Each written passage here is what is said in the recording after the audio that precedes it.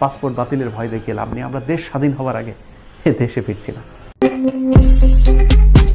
Europe আমেরিকার মতো দেশ যেখানে হিমশিম খাচ্ছে, সেখানে ডিজিটাল বাংলাদেশের অভাবনীয় সফলতা দেখে পৃথিবীর বিভিন্ন জায়গা থেকে এরই মধ্যে শুভেচ্ছা পাঠাতে শুরু করেছে স্বাস্থ্যমন্ত্রী, প্রধানমন্ত্রী, বিশেষ করে তথ্যমন্ত্রী হাসান মাহমুদ ওরফে হাসাও মাহমুদকে।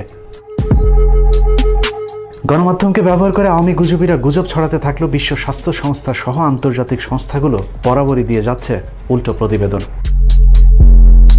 এরই মধ্যে সময় টিভির গুজব প্রোডাকশনের তত্ত্বাবধানে প্রধানমন্ত্রীর নাম উঠে এসেছে বিখ্যাত ফোর্বস সাময়িকীতে, যেখানে হাসিনার ছবি দেখানো হয়েছে করোনা যুদ্ধে সফল রাষ্ট্রনায়কদের তালিকায়। বেওয়ারিশ কিছু গণমাধ্যমের মতো ঝড়ের গতিতে সেই খবর ছড়িয়ে পড়ে আওয়ামী লীগ, ছাত্রলীগ সহ জাতির নাতির ভেরিফাইড ফেসবুক পেজেও। কিন্তু আমাদের উৎসুক মন খোঁজখবর নিয়ে দেখে ফোর্বস সাময়িকীর প্রতিবেদন জাল করে জালিয়াতি করেছে আওয়ামী জাহেলিয়াত বাহিনী।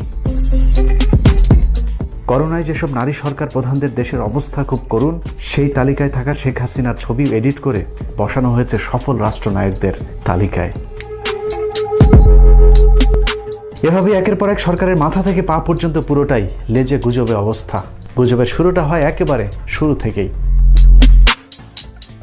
রোহান, তুমি নামাজ কালাম পড়ো, আল্লাহ ছাড়া আসলে কেউ বাঁচাতে পারবে না। আপনাদের নিশ্চয়ই মনে আছে চট্টগ্রামের একজন চিকিৎসকের ভাইরাল হওয়া একটি ফোন রেকর্ডের সূত্র ধরে আটক হন অভিযুক্ত সেই চিকিৎসক। তার অপরাধ ছিল তিনি সবাইকে সাবধানে থাকতে বলেছিলেন। 1 মাসের মাথায় এখন প্রমাণিত হয়েছে সেই চিকিৎসক যা বলেছিলেন সেটাই সত্য। এখন যারা সরকারে আছে তারাই আসলে ছড়িয়েছে গুজব। এই ধরুন শামীম ওসমানের নির্বাচনী এলাকা নারায়ণগঞ্জের কথাই ধরা যাক, যা বাংলাদেশের সবচেয়ে ভয়ঙ্কর মৃত্যুপুরীতে রূপ নিয়েছে। পরিস্থিতি শামীম ওসমানকে আতঙ্কিত করেছে, কিন্তু এই তো কদিন আগেও শামীম ওসমান যে গুজবটা ছড়িয়েছিলেন সেটা কিন্তু এখনো মানুষ ভুলে যায়নি। হয়তো আল্লাহর রহমত আমাদের উপরে করোনার ধাক্কা আসবে না, আমার বিশ্বাস, দৃঢ় বিশ্বাস। আমি আল্লাহ খোদার পথে আছি, এই বিশ্বাস। এই জন্য কোনো দেশের রাষ্ট্রনায়ক যদি খুব বেশি আল্লাহওয়ালা হন, সেই দেশের উপরে আল্লাহর একটা আলাদা রহমত থাকে। এবং আমার দৃঢ় বিশ্বাস, আমার দেখা মতে আল্লাহকে সাক্ষী রেখে বলছি, আমার দেখা মতে আল্লাহকে সাক্ষী রেখে বলছি, 1 বার না 3 বার সাক্ষী রেখে বলছি, আমি এত আল্লাহওয়ালা মানুষ, আমি শেখ হাসিনার মতো এত আল্লাহওয়ালা মানুষ দেখিনি। তার মতো অনেকে একের পর এক দায়িত্ব জ্ঞানহীন বক্তব্য দিতে থাকে দায়িত্বশীল জায়গা থেকে। যে দেশের প্রধানমন্ত্রী সকালটা শুরু করেন তাহাজ্জুদে নামাজ দিয়ে আর পবিত্র কোরআন তেলাওয়াত করে, সেই দেশে ইনশাআল্লাহ এটা আমরা ওভারকাম করব, এটা আমি আশাবাদী। নওগাঁর এক এমপি তার ফেসবুকে করোনার বিরুদ্ধে গুজব রটিয়ে প্রথম সংসদ সদস্য হিসেবে তিনি নিজেই আক্রান্ত হয়েছেন।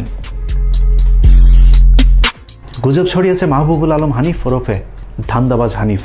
এভাবেই করোনাকে নিয়ে হাসি ঠাট্টা করেছে আওয়ামী লীগের সর্বপর্যায়ের নেতৃবৃন্দ। গুজব ছড়িয়েছে পররাষ্ট্রমন্ত্রী আব্দুল মোমেন ওরফে আলগা মোমেন। একেবারে শুরুর দিকে তিনি মানুষকে আতঙ্কিত হতে না করেছিলেন, কারণ এটা সাধারণ সর্দি জ্বরের মতো একটি অসুখ। আমাদের দেশের ইনহাউস দেশি কোনো ভাইরাস নাই, এটা সর্দি জ্বরের মতো। হ্যাঁ, আর আমাদের দেশে এটা মোটামুটি এখনো খুব বড় আকারে। আলগা মোমেনের সহকারী তো তার চেয়েও 2 গজ উপরে। নিজের ফেসবুক পেজে গুজবের বিরুদ্ধে পোস্ট করতে গিয়ে তিনি নিজেই ছড়িয়েছেন আরেকটি গুজব।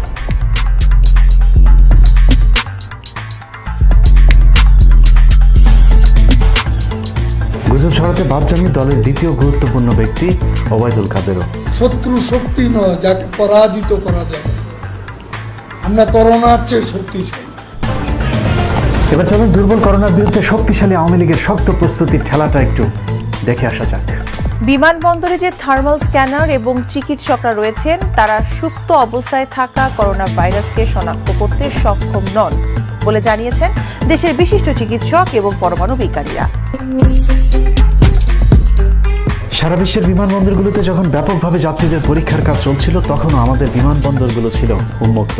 বিদেশ থেকে ফেরা যাত্রীদের ব্যক্তিগত ক্ষোভের ভিত্তিতে প্রথমে 7টি স্ক্যানিং মেশিন বসানো হয়, যার মধ্যে 6টি মেশিন ছিল অকেজো। সরকারের চরম অব্যবস্থাপনার বিষয়টা প্রথমেই পরিষ্কার হয়ে যায় ইতালি থেকে ফেরা 144 যাত্রীকে সামলাতে না পারার বিষয়টি দেখে।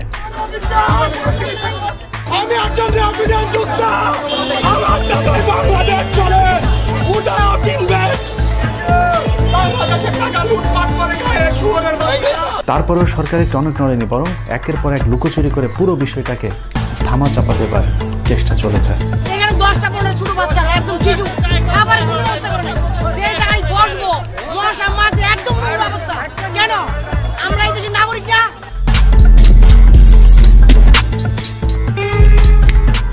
রয়টার্সের কাছে উত্তরা কুয়েত মৈত্রী হাসপাতালের একজন স্বাস্থ্যকর্মীর পাঠানো ইমেলের তথ্যানুযায়ী তাদের হাসপাতালে প্রথম করোনা রোগী ভর্তি করা হয়েছিল ফেব্রুয়ারি মাসের 8 তারিখে।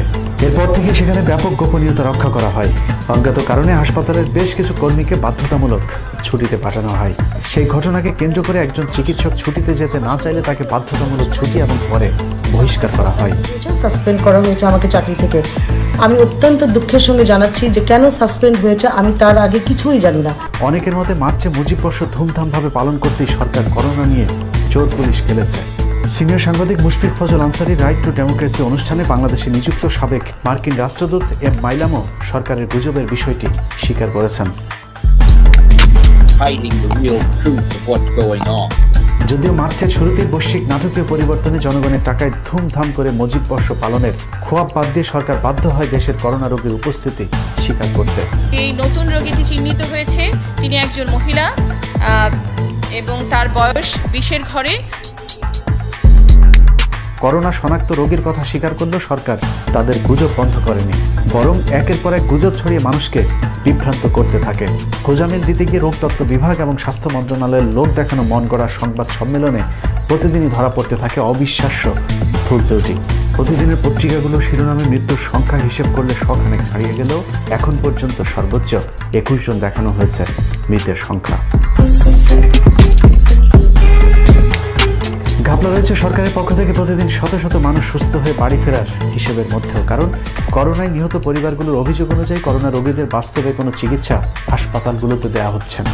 করোনা ভাইরাসে আক্রান্ত রোগীরা হাসপাতালে চিকিৎসা পাওয়ার যে বর্ণনা দিয়েছেন তা বিভীষিকাময়। আমি সেহেরি বন্ধ খাইতে পারি না, লাশ নিয়ে কি এত বিকৃত মস্তিষ্ক এখনো হয় নাই যে পাশের বেডে লাশ রেখে আমি ভাত খাবো। চিকিৎসা লেখা আছে, আজকেও ডক্টরকে বলছি, এবং সবাইকে এইভাবেই মেরে ফেলতেছে, সবাইকে এইভাবে মেরে ফেলতেছে। এ কারণে হাসপাতাল থেকে একের পর এক করোনা রোগী পালিয়ে যাওয়ার ঘটনা ঘটেছে। নিজের চোখে দেখা করোনা রোগীর এমন করুণ পরিণতি দেখে হাসপাতালে দায়িত্বরত এক পুলিশ সদস্য করোনায় আক্রান্ত হওয়ার পর আত্মহত্যা করে মারা গেছেন। দর্শক, এটাই একমাত্র রোল মডেলের দেশ যেখানে আপনি মৃত্যুর পর কবরে বসে জানতে পারবেন আপনার কেন কোন রোগে আক্রান্ত হয়ে মৃত্যু ঘটেছিল। তারপরে বন্ধ হচ্ছে না সরকারের চাপাবাজি আর গুজব, তার সাথে আছে তাদের পালিত গুজব বাহিনী।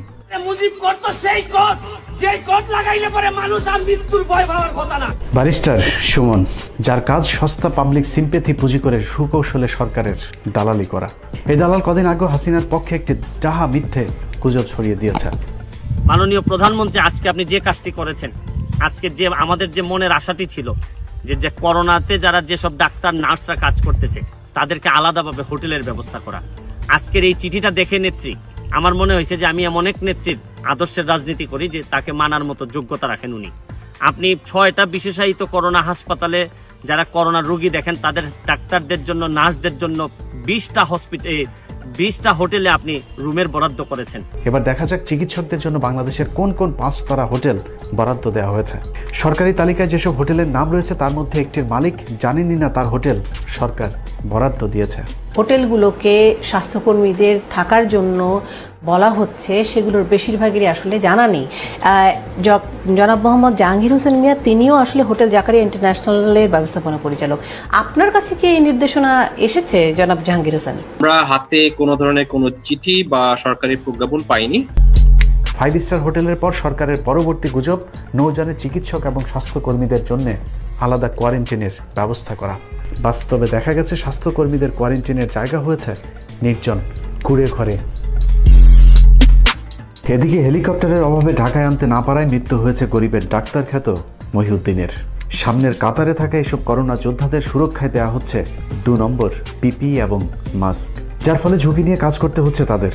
আর এসব নিয়ে মুখ খুললেই চিকিৎসকদের পেতে হচ্ছে শাস্তি। উচিত কথা বললেই মানুষকে গুজবের অভিযোগ তুলে শাস্তি দেওয়া আওয়ামী লীগ নিজেই যে এতদিন ধরে দেশকে সিঙ্গাপুর, সুইজারল্যান্ড বলে গুজব ছড়িয়েছে তা এখন মানুষের সামনে পরিষ্কার হয়ে উঠেছে। হাসিনার দাবি অনুযায়ী বাংলাদেশের অর্থনীতি নাকি কানাডার সমান, কিন্তু দুদিনের করোনাতেই সরকার তলে তলে ভিক্ষে করা শুরু করেছে। এরকম চরম মুহূর্তে এসে হাসান মাহমুদ, ওবায়দুল কাদেররা একের পর এক বিএনপির বিরুদ্ধেও গুজব ছড়িয়ে যাচ্ছে। বিএনপি মানুষকে ত্রাণ দিচ্ছে না বললেও বাস্তবে দেখা গেছে সরকার বিভিন্ন জায়গায় বিএনপি জামাতকে ত্রাণ দিতে বাধা দিচ্ছে। অন্যদিকে আওয়ামী লীগের কম্বল চোর আর ব্যাংক ডাকাতেরা ত্রাণের চাউলও চুরি করছেন। ছবি তুলাইছে, তুললে আগে কেউ দেয়নি, মানে খালি ছবি তুলাইছে, দেয় নাই।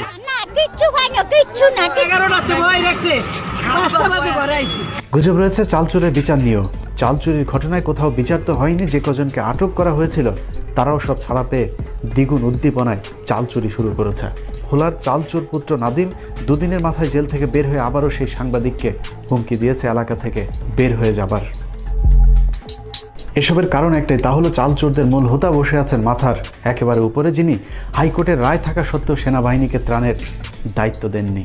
চাল চোরদের সবশেষ গুজবের নামে অ্যাকাউন্টে টাকা পৌঁছে দেয়া। দেখা যাক সেটার অবস্থা কি। যে দেশে আওয়ামী লীগ না করলে ত্রাণের চাল পাওয়া যায় না, সে দেশে নগদ টাকা ঘুরে ফিরে সেই চাল চোরদের ঘরেই উঠতে শুরু করেছে। 2-2.5 হাজার টাকা পাওয়ার জন্য 500 টাকা ঘুষ দিতে হচ্ছে কম্বল চোরদের বংশধর চাল চোরদেরকে।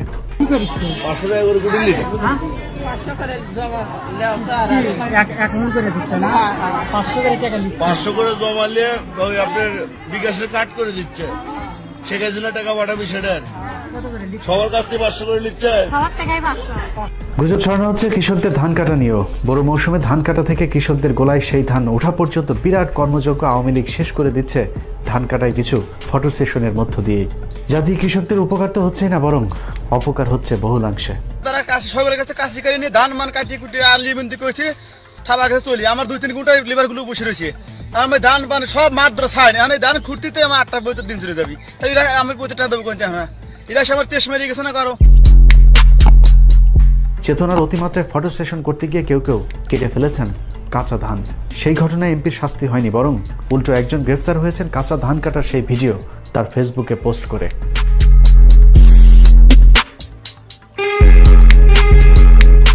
এভাবে আওয়ামী গুজবের দেশে সত্য বললেই মানুষকে নানাভাবে হয়রানি করা হচ্ছে। গণমাধ্যমে সরকারের নিয়ন্ত্রণ ঠিকঠাক রাখতে এরই মধ্যে বেশ কয়েকজন কর্মকর্তাকে দায়িত্ব দেওয়া হয়েছে। গুজবের বিরোধিতার কথা বলে সরকার মানুষের মুখ চেপে ধরার নতুন নির্দেশনাও জারি করেছে, যেখানে আওয়ামী চাল চোরদের পাশাপাশি স্বামীর দেশের বিরুদ্ধেও যেন মানুষ প্রতিবাদ করতে না পারে সেই ব্যবস্থাও নেওয়া হয়েছে।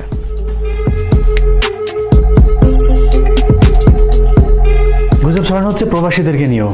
বিশেষ করে মধ্যপ্রাচ্যের প্রায় 1,10,00,000 প্রবাসীদেরকে সব ধরনের সুযোগ সুবিধা দেওয়ার কথা বললেও বাস্তবে মিলছে না কোনো সহযোগিতা। এভাবে যদি চলতে থাকে তাহলে আগামী কয়েক মাসের মধ্যে অনেক মানুষ মারা যাবে এবং কি তাদেরকে ট্রলার করেও বাংলাদেশে পাঠাতে হবে। এই মুহূর্তে যদি মালয়েশিয়ান হাই কমিশন আমাদের পাশে না দাঁড়ায় তাহলে এখানে ভয়াবহ অবস্থা পরিস্থিতি সৃষ্টি হবে। সব মিলিয়ে দেশ থেকে বিদেশ সবখানি গুজব নামের আস্ত একটি গজবের নাম বাংলাদেশ আওয়ামী লীগ, সংক্ষেপে যাকে বলা হয় বাল। জননেত্রী শেখ হাসিনা ইসলামের ইতিহাসে এক অনন্য উচ্চতায় আসীন হয়েছেন।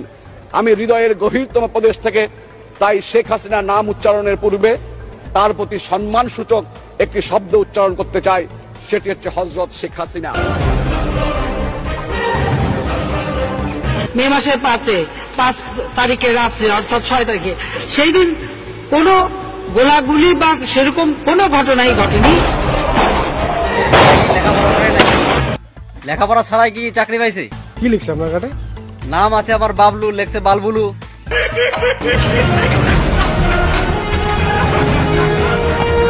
দর্শক, সত্যকে মিথ্যা আর মিথ্যাকে সত্যি। মিথ্যার রাজ্যে মিথ্যেই যখন মিথ্যেবাদী রাজার একমাত্র ভিত্তি, তখন সে রাজ্যেও প্রজাদের বিচার হয় গুজব ছড়ানোর দায়। আরে ভাই, গুজব কি? পুরো রাজ দরবারটাই তো একটা গুজবের কারখানা। বাংলাদেশ একটি স্বাধীন সার্বভৌম দেশ, আর আওয়ামী লীগ সে দেশের সরকার, আর শেখ হাসিনা সেই সরকারের বৈধ প্রধানমন্ত্রী। এর চাইতে বড় গুজব এই পৃথিবীর মধ্যে আর কি থাকতে পারে? পাসপোর্ট বাতিলের ভয় দেখিয়ে লাভ নেই। আমরা দেশ স্বাধীন হওয়ার আগে এ দেশে ফিরছি না। আল্লাহ হাফেজ।